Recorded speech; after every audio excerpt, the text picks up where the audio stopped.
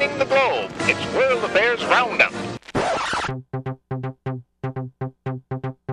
The Institute of World Affairs at the University of Wisconsin-Milwaukee presents World Affairs Roundup, a monthly edition of International Focus providing opinion and analysis of global events, with John Katzka, a retired member of the U.S. Foreign Service, Ann Hamilton, political scientist at UW-Whitewater who also served in the U.S. Foreign Service, and Robert Kraig, executive director of Citizen Action of Wisconsin and author of articles and books on American foreign policy. Support provided by Milwaukee Public Television and the UWM Center for International Education. Now, here's your moderator, Doug Savage.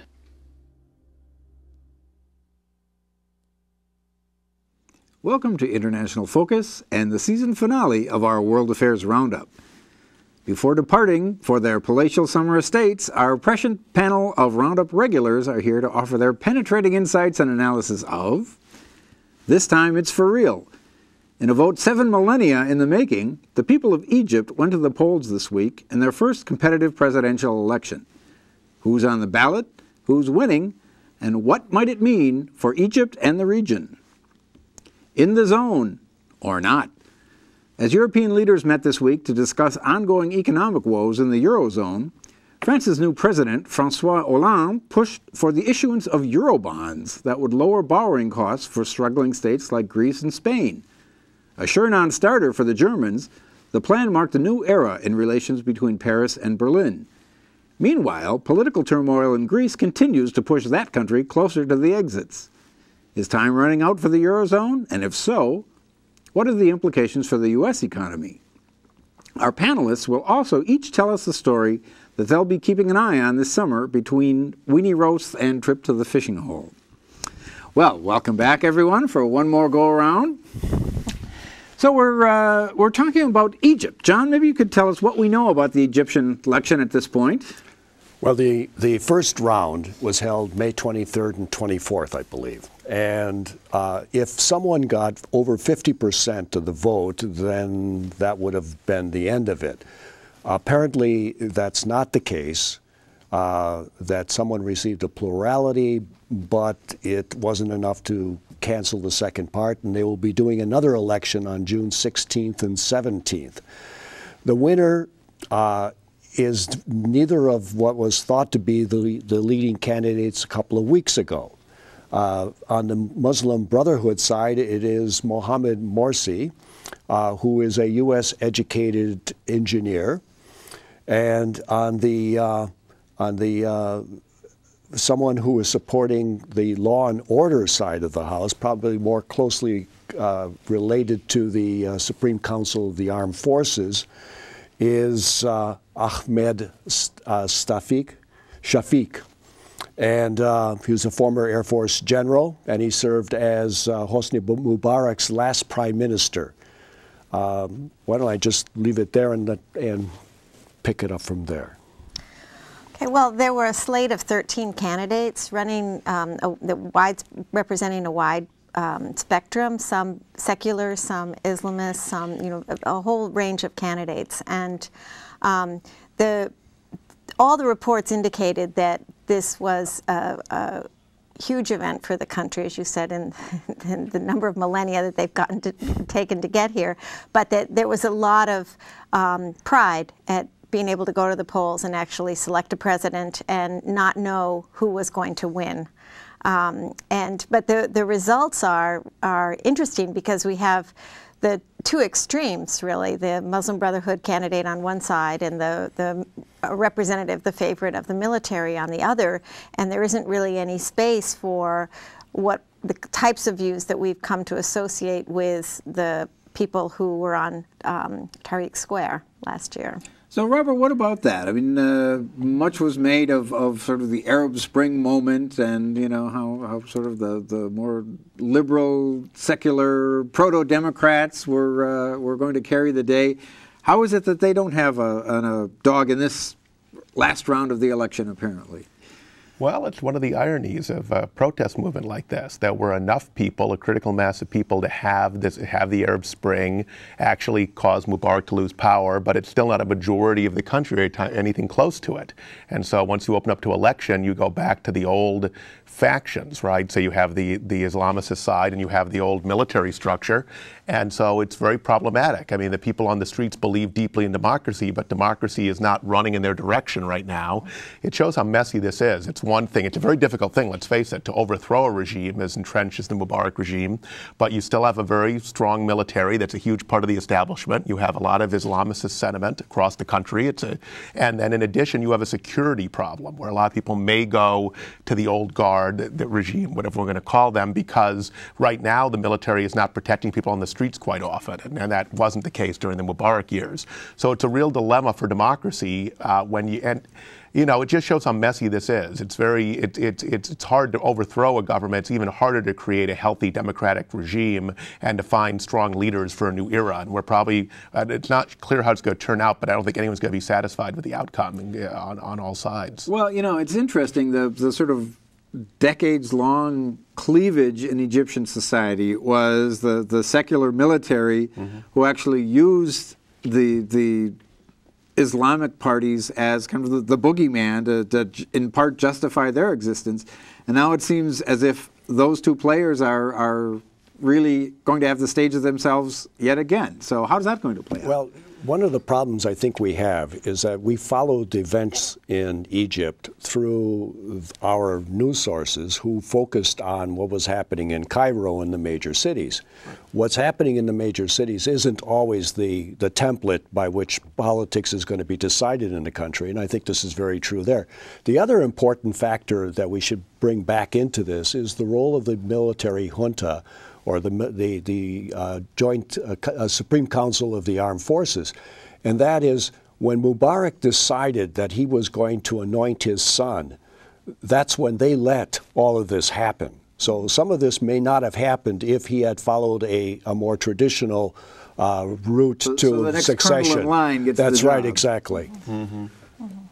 Well, and let's talk a little bit about the Constitution, which is not currently in place. How does that impact all of this?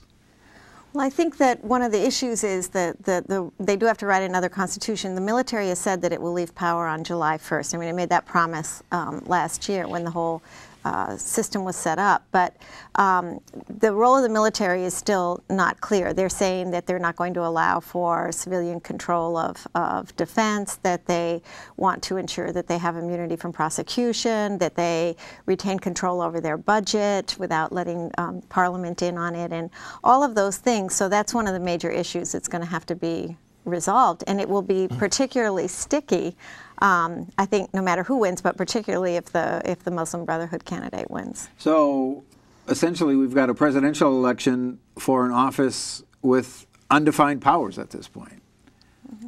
And that's probably true for the next several years. There's going to be a lot of sorting out here. It could be very chaotic. Hopefully it's not. But right now it's really hard to see through, the murkiness of it. Right, and democracy, or Republican form of government, really is very messy, and there aren't established power relations like we have in a well-established, well-institutionalized republic. So a little bit like Wisconsin, in that you don't know how democracy is going to turn out, even if you can generate some sort of democratic uprising. He's shameless. I didn't take a position. I just pointed out that it's similar dichotomy. In as much as the military and the old guard in general really based its legitimacy and its raison d'etre on defending the country from sort of a religious-based radicalism, what if a Muslim Brother candidate were to prevail? Are we going to have almost like a Turkey situation where there's a somewhat religiously tinted government, but in the background there's a military that will only let them go too far? That would almost be a best case, because the Islamicist leadership of Turkey is not extreme, right? And it can, even though there's discomfort, there's a general balance. We don't know what a Muslim Brotherhood leadership is going to look like until we have it. We know something about these candidates and their backgrounds, but it's a complete open question, and so we don't know if it's going to go in a more radical direction or whether it's going to be a fairly mainline. There's a whole lot of territory here that it can cover. And we do know that in the run-up to this election, that the Muslim Brotherhood went to the right to try and take away the influence of the more radical Islamic parties. Whether or not they come back to the middle to attract more voters. But they have a long experience, the Muslim Brotherhood, with dealing with the military. And so I think that there will be some very careful steps that will be worked out between them, not necessarily part of the Constitution. Well, now we've got to move to the north and the west and talk about Europe. And what happened at this summit that took place this week? Well, it was a summit of the Eurozone members, and the main thing that happened, the upshot of it all, was that the new president of France, Francois Hollande, took this opportunity to assert himself, present some proposals for getting out, long-term proposals for getting out of the euro crisis and saving the euro, and upstaged Angela Merkel, so that you're seeing a shift in power, a new set of dynamics, a shift in the possibilities for Europe as a result of the election that played itself out in this very short summit. So one of the things that the new French president was proposing was sort of the euro bonds to which all the countries would contribute together, and knowing that it was sort of a non-starter for the Germans. So is this seriously a policy prescription, or was this a way of differentiating himself from his predecessor, who was very much in lockstep with Germany? Hard to say until we have more experience with the new French president. It certainly did differentiate him, so it served that purpose. Whether he actually believes, I mean, a lot of people who think this is a reasonable policy, that you can leverage the debt that's possible between all the EU members more effectively to walk back extreme austerity, which not only is causing popular uprisings and things like what happened in the Greece election and the French election, what's happening in Spain, Portugal, and Ireland, but in addition slows down the recovery. It makes the revenue situation even worse and may lead to a double-dip recession. And so he may believe this is good policy, but it clearly also serves the purpose of differentiating Berlin and Paris very sharply. But this is what's really the big thing out there. The 800-pound gorilla in the will is in the back of the room is Greece. We don't know until June whether the Greeks form a government that is going to try to pull out of the EU, I mean, altogether, the currency, or whether we're going to have a government, probably not at this case, that is going to try to live up to the current austerity agreement they made. Probably Europe would be much better off if they renegotiated the deal with Greece. But it's something that literally could plunge the whole world into a second recession, including the U.S. So what about that, John? We've got just about a minute before our break. I mean, what is the U.S. stake in all of this? The U.S. stake, that we don't have another serious economic downturn is part of our stake in this. That we continue to have a way in which we can interact in Europe is another one of our stakes. Well, and what is the link? Is it Europe as a trading partner? If their economy is in a very bad way, we have no demand for our goods and services? Or? Exactly. Globalization was built on expanding markets, not compressing markets. But there's a political dimension to this as well. We're talking about the core versus the periphery. We're talking about greater control on the part of the Eurozone over the entire European Union, as opposed to countries giving up some of their national rights in this process. So there's a lot of things that are running around this, and this isn't likely to be resolved within the next week or two. This is going to be over our summer vacation too. Well, we're going to take a short break. When we come back, we'll reach more ports of call in the world. We'll be right back with more International Focus. The Institute of World Affairs presents our community with a range of public programs relating to global issues, U.S. foreign policy, and the world economy. For more information about the Institute of World Affairs, call 414-229-3220 or visit our website at www.iwa.uwm.edu.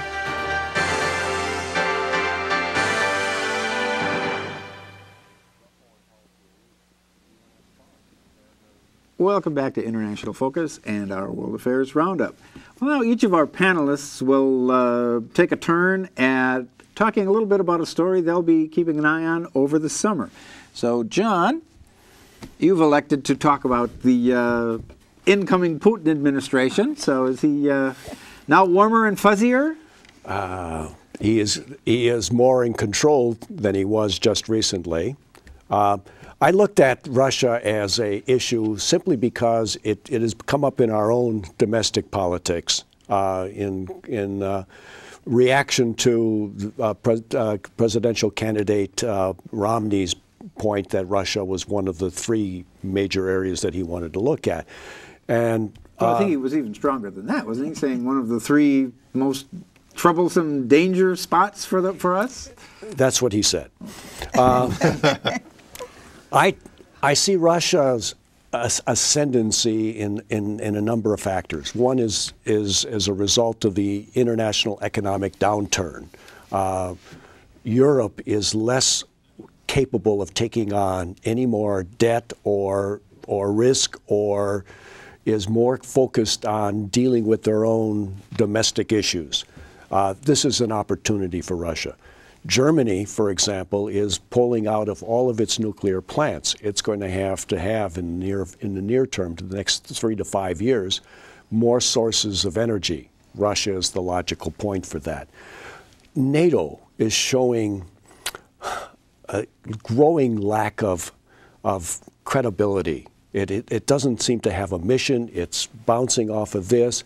The Central and Eastern European countries have a strong concern about NATO vis-a-vis Russia. The Western European countries are down to Libya, and they're bouncing around. There's no cohesive. And their militaries, especially in the European sense, have been decimated by the budget cuts that they've had. Then we're talking about Russia consolidating within, and this is what Putin is doing right now. He's naming new people to positions. He's reestablishing his control. He's also seems to be taking, and anyone who thought that Medvedev was a power source in this process now can clearly see that that was never true. And I'd never believed that he was a power source. He is Putin's man. And Putin is actually taking with him some of the responsibilities of the prime minister into the president's office. And now what we're seeing is that expansion. And the key to that expansion into the former Soviet Union is Ukraine. And right now the Ukrainian parliament is at arms over the introduction of Russia into those Russian-speaking parts of the country. And they're actually quite significant.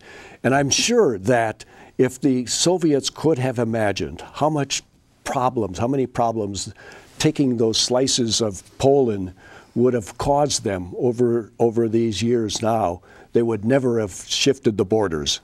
So bottom line then, what's the so what for the average American? I'd say for the next 3 to 5 years, Russia is going to be an increasingly larger player, certainly regionally and to a degree internationally. Then their infrastructure issues will start to come back to roost. They haven't invested enough into building their energy sector. Okay, well, and let's move a little closer to home. You chose to tell us about the Mexican election that's coming up.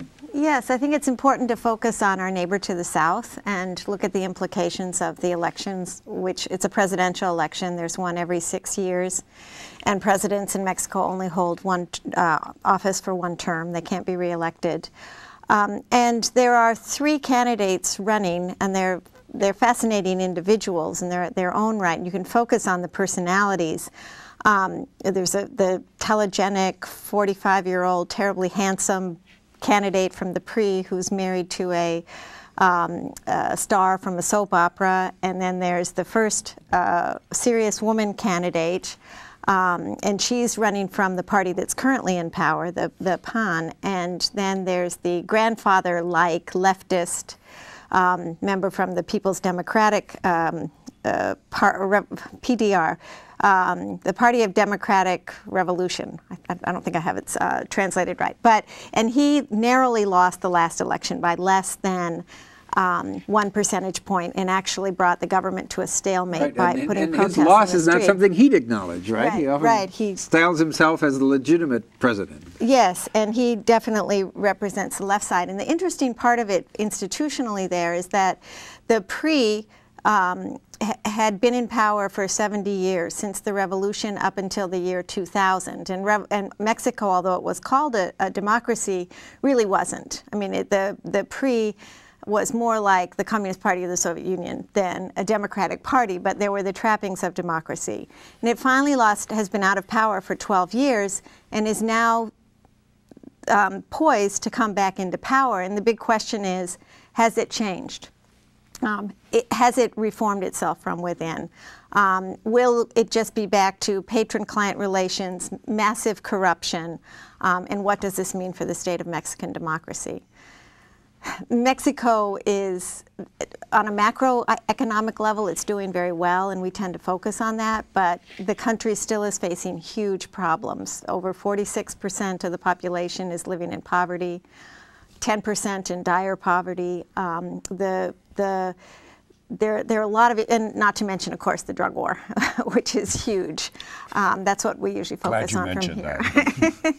Well, and actually, within the context of South American politics, that while the U.S. press was focusing on the Secret Service and the prostitution and all the scandal, and when President Obama went to Cartagena, actually the Latin American leaders were talking about how they're coming to agree that drugs should be legalized and taking a stand against the United States. So that could be a really interesting issue developing too, and there will definitely be pressure on both sides on whoever becomes the Mexican president. So among the three parties that are almost certainly to be elected, are there any major policy issues vis-a-vis the U.S. that would be markedly different, one versus another? Well, the PAN party, which has been in power for the last 12 years, has been seen as closer to the U.S., more in line with our economic interests. But over time, the Mexican president has increasingly asserted his independence vis-a-vis the U.S. So it's hard to say. I think that they would probably prefer the PAN candidate, but with reservations. Well, Robert, a perennial story falls to you. The negotiations with Iran. You just completed talks in Baghdad. Now new talks have been scheduled for Moscow. What's going on? I told you Russia was important. There you go. It all goes back to Russia. So it's an intractable situation at the moment, and it also is a potentially very explosive situation. We know that Israel has sent signals, strong signals, that they might even militarily intervene by September. That was their most recent deadline that I saw, and that means before the U.S. presidential election. So this would obviously have a huge impact here. And the summit in Baghdad, of all places, did not produce very much, it didn't seem, other than some at least stated desire on both sides to find some kind of solution. But the Iranians did say they were offended by the proposals that were made by the Western powers and by Russia and China. At the same time, right, they agreed really on nothing other than meeting again in Moscow next month, except that right after the summit ended, it came out that the IAEA, the International Atomic Energy Agency, has found higher grades of enriched uranium in Iran than before, up to 26%. The highest was 20% before. Now that's still very short of the 90% you need for weapons grade, but it escalates the situation further. Iran is trying very hard to get out of the sanctions. The sanctions really are biting, and this is always a question. Sanctions versus military intervention, right?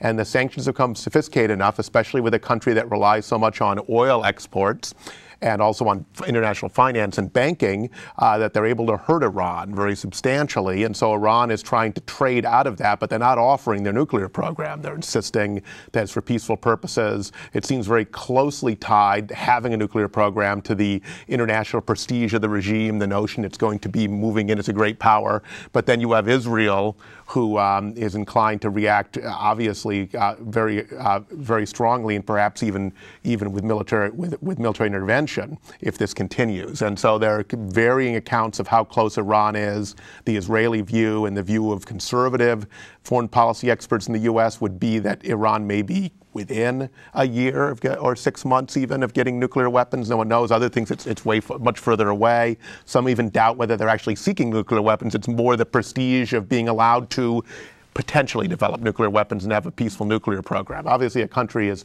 oil-rich as this doesn't really need nuclear power, let's face it. So it's about other things. Well, absent a unilateral strike by Israel or anyone on the country, what is the impact on the presidential election here? Well, at this point, Mitt Romney has positioned himself on being more belligerent on every front, and so he is saying that Obama should not have been constructivist when he tried to develop a different relationship with Iran. It didn't work early in his administration. Obviously, he said, as we said earlier, that Russia is a great threat that we need to be more belligerent with. And so he is going to be saying, especially, that somehow Obama, by not being tough enough, helped cause this problem. I don't think it becomes a major issue in this election. This election is going to be about the economy unless there's a military strike. And you have to take seriously the fact that it looks very much like that's a possibility. I mean, I take it, the Israeli signals extremely seriously. Well, but even the Israelis have backed off in terms of some of those signals. The military has sort of countered the president's comments. Well, we're going to leave it at that. Thank you for another wonderful season, and to our viewers, we're wishing you a wonderful summer, and we'll see you again in the fall on International Focus. That's unbelievable.